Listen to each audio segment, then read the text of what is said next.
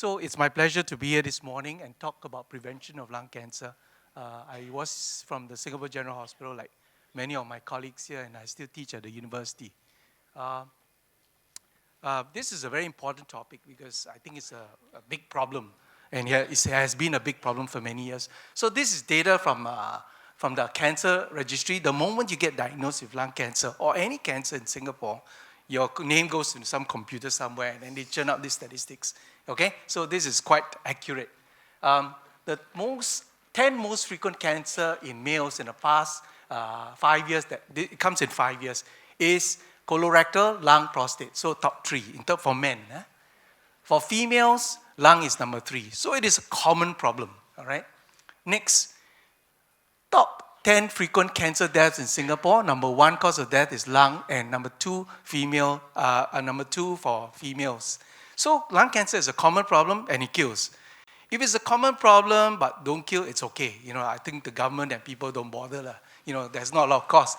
Okay? If it's an infrequent problem and killed, it also doesn't matter because once in a blue moon something happens, someone falls down, dies. Not a common problem. But it's a common problem. And that's why we're here talking about this topic today together with prostate cancer. So the second point is a lot of people have lung cancer. It's common. Believe me, it's very common. I'm sure you all look my generation. So you know these people. Walt Disney, John Wayne, Peter Jennings, Paul Newman, George Harrison. But this is the next phase. And it's actually this phase. If you all go to any mall, you go to the corner, you see all these young girls smoking. So it's a common problem. So it is a second epidemic. And I'll talk about the third epidemic later. So the next point is that in 1964, there was the first ever collection of scientific reports where smoking was was identified as the most important cause of lung cancer. All right, this is 1964. And of course, once there's a paper like that, then the whole world, and particularly America, would double their efforts to try to cut down smoking. And then you can see the rates, in the year, and this is no different. This is US, and Singapore was like 40s. You talk to your grandpa, grandma, 1 in 2 will smoke. Okay, and then 64, you see that about here, and then smoking rates have gone down. So to about 20% all in the US.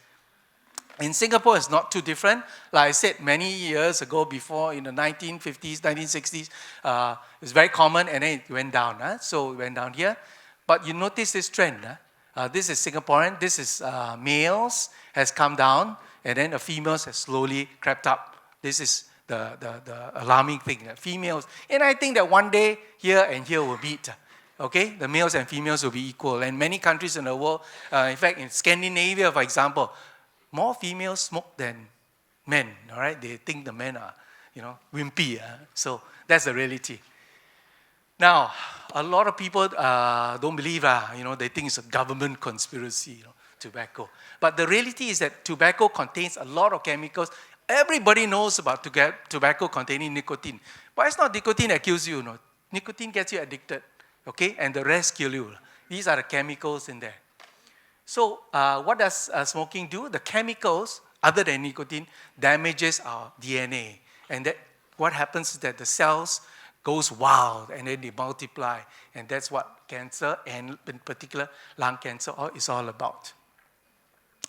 The second point is that, first, we know how it happens. Second, is it still a conspiracy?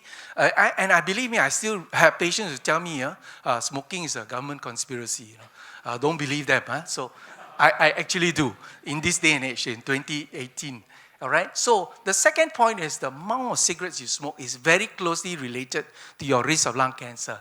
So you smoke for a number of years, 20 sticks per day, for 20 years, your risk goes up, and then with time it goes up. So it's related to how long and how much you smoke. So this is another second evidence that shows that smoking causes cancer. And more people die of, cancer with time, all right? You can see non-smokers like that, your death rate, okay, in men, and then the more you smoke, your risk of death goes up tremendously. Okay, this is like payback time. You all remember Marlboro? The advertisements in the 1970s. The man, the macho man, had, smoking a cigarette, riding into the sunset. Unfortunately, many of them have died. Okay, from smoking-related disease. One from chronic obstructive pulmonary disease, and 3 from cancer. Okay. Next point is passive smoking. We have stopped doing research because it is already established as a fact. All right, that you smoke with the kid, kind of thing. Okay. So studies have shown that your risk goes up. Okay, the more your husband smokes. So I tell patients, smokers who come and see me with lung cancer, they ask me, should I continue? Some of my friends say, tell them continue, go and enjoy life, and I tell them a slightly different thing. I tell them that you should stop smoking because of your wife here. Then, okay. So your risk goes up. So you tell the woman, if you marry someone else, your chance of dying is less than you marry this man who smokes. Then I say, regret. Now, I'm sure very few of you all know this, third-hand smoking. Third-hand smoking is new research. Basically, a lot of men say, I smoke in the toilet. You know what I mean? I smoke in the toilet, it's okay, I smoke in the balcony. The reality, there's a concept called third-hand smoke. Cigarette smoke and the chemicals interact with many things, including, the seats here, okay, the carpet, and the bedding, your sofa, your curtains and all that, to cause even more toxic chemical that can predispose to lung cancer. So you cannot escape. Okay, so third-hand smoking is a reality, so you should not smoke at all. The topic of this, my spiel is supposed to be, is smoking the only cause of lung cancer? Answer, obviously no. So there are many other causes, and I'll talk about 2 of them. Family history, blame your parents. Air pollution, blame the government, etc., etc. But the reality is that there are some things that are actually preventable. Asbestos. This is not a very commonly remembered thing because asbestos was banned in most places in the world about 1980 or so. It is used in many old buildings as an insulation material, all right? And so asbestos is a very cheap and commonly used material in the 1960s and before, 1970s and before, okay? And so it is basically a material, that can predispose to cancer because it's inhaled in. It's used in shipbuilding, okay, and many other things, okay? Do you all remember your time, Hume? You remember this company, Hume, that did a lot of piping and all that kind of thing? They have gone bankrupt because of lawsuits, etc., etc. Okay, and not too long ago, this is 2 years ago, Chipby Gardens. Remember Chipby Gardens near Holland Village? They found some. So long and short, someone wanted to tear down his roof. Then they found something. Then they got the contractor to come. And so the contractors, Singapore very good. The contractor is trained. Asbestos, you cannot just tear it down because when you tear it down, you liberate the fibers of asbestos into the environment. You cause more harm than good. And so there's a certain way of taking it down. So this was found in Chipby Garden. And this one was This was, I think last year, all right? So this is found. So this is asbestos, and it's a known cause of cancer. Change topic. September 11. All of you all know, right? 4,000 Americans died. But do you know that after September 11, another 2,500 have died since? Okay? And a lot of them are people who live at ground zero area in New York, people, firefighters, and people who are first emergency assistance staff, ambulance staff, etc.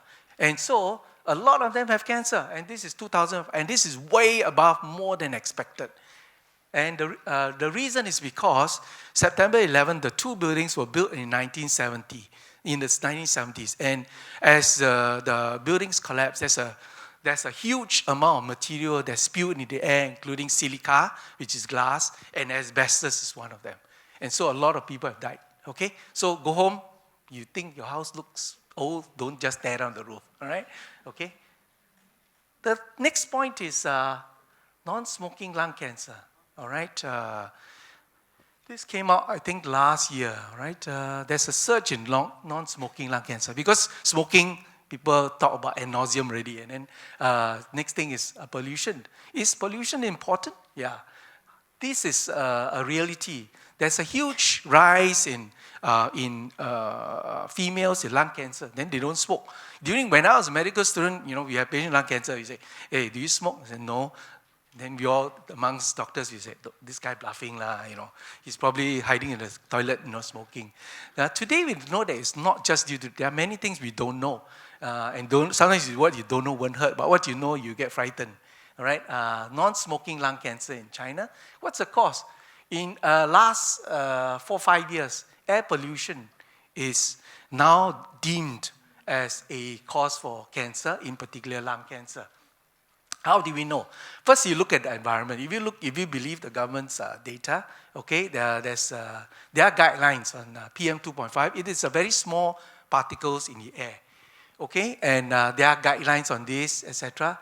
Okay, and so this is 2.5 is a very small one. 10 is a bigger one, bigger particle. So 2.5, the annual mean according to WHO is 10. So the long and short, all the WHO countries, basically UN countries, have signed a piece of paper that we promise to bring down our average PM 2.5 to below 10. So 10 is the target. And then we always think Singapore very clean, okay? We fall short. This is 17. All right, so our air is not as clean as we thought, and this is through the years. So there is air pollution out there, and it's a significant cause of whatever happens to us. We don't know the cumulative effect, but nonetheless, we are significantly above. Of course, we say, oh, some countries worse, some India, China worse than us. But the reality is that air pollution is significant, and one of the major contribution is from our neighbor, our friendly neighbor. Every year, and once they want to harvest the crops, they just light a cigarette with kerosene. They do the job. How do we know that? At this amount, remember I told you a number of 10. At 7 mics per cubic millimeters, your lung cancer incidence is the number of cases, new cases per year, is 66. When you go up to 17, more than double, it goes up, with time. So this provides a quite convincing data that shows that lung cancer, air pollution is a cause. So as it goes up, the risk of lung cancer goes up. Okay, of course we will say we are better than New Delhi, but then look at this, the Taj Mahal, I can't see. This is just this week, Monday. And then of course the other thing is that do you believe your data, right? As you know, in the US Embassy all over the world, because air pollution is already classified as a toxic, as a significant cause of lung cancer. So the US government, because there's lobbies, etc., have no choice. So all the US embassies all over the world have to have a monitor, including our chaps in Singapore, and opposite Gleneagles Hospital. There's actually a monitor. And sometimes the monitor and what the government says is different. So the US embassy in New Delhi says, it's way through the rockers. Whereas this another situation is when in China, China says we are okay, but then the US embassy says, oh no, we are not okay. All right. So that's a reality that sometimes for political reasons they say no, we are okay. So, but the reality is that air pollution is a significant. Then the question is, can you do anything about it? All right, smoking can, right? Don't smoke. Asbestos, just don't tear down your roof, lah. But air pollution. Air purifier. There are many of these devices. My patients ask me, should I get one? How much? Which is your recommended? I say all the same, roughly similar in principle. But these devices at home can only protect you to a certain amount because we still have to go out. Okay, so you can't carry this everywhere you go. So that's the reality. Life is like that. So if you have a lot of political influence, you should influence your government, the powers from above to try to reduce air pollution in the country from whatever reason. All right, so that's the reality. But I'll leave you with last point. My last point is a funny video. I thought it's quite funny, but actually it's not very funny. You look at it. This is a kid smoking in China. Hả? Như đừng nghĩ à? Tóc à? Mày dưới đi tóc bầm nè. Mày dưới đi tóc bầm nè. Có mày ở nhỉ?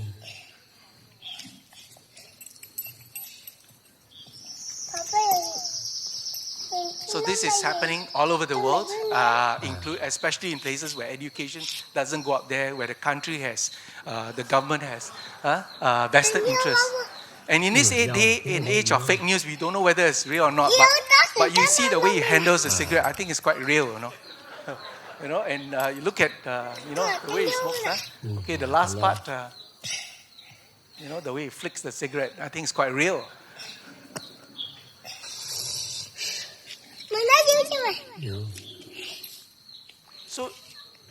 So you remember the slide, the longer you smoke, the higher chance. So these people, I think, would have very, very high chance of developing lung cancer. 越洗，撩了这个，撩。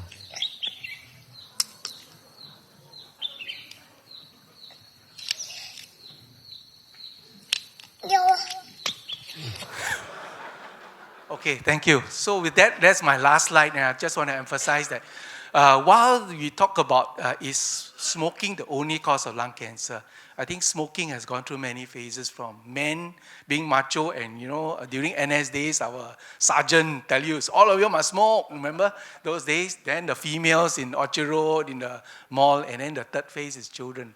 But I think smoking is really very preventable. So the point is, and my next speaker will emphasize the point that if you, lung cancer is very serious business.